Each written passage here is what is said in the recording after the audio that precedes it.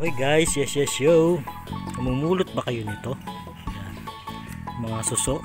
Actually pagka tag-ulan ay maraming lumalabas niyan. Lumalabas sa mga halamanan, sa mga hatid. Nakikita mo yan sa mga paso minsan. At ito ay pinupulot ko. Yan. Tapos kung pulutin ay inilalagay ko yan sa pisnet. Yan. Nilalagay ko yan sa pisnet mga yan. Tapos kalagay sa pisnet ay binibilad ko sa ibabaw ng yero para sila ay mamatay at matiyo. At so yun guys,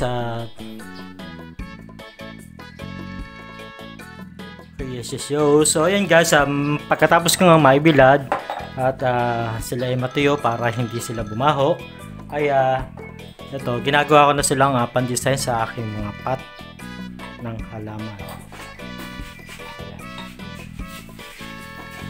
Diba? Ganda silang pang-design sa ng halaman. Depende sa gusto nyo kung ano yung design na gusto nyo gawin. Gusto nyo pa ganyan, gusto nyo pa ganun. Depende sa inyo. Ngayon ng mga tricycle na nagdadaan. Diba? Mapapakinabangan natin sila.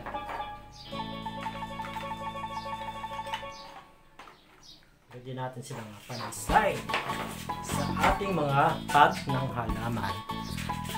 Diba? Pakinabang sila.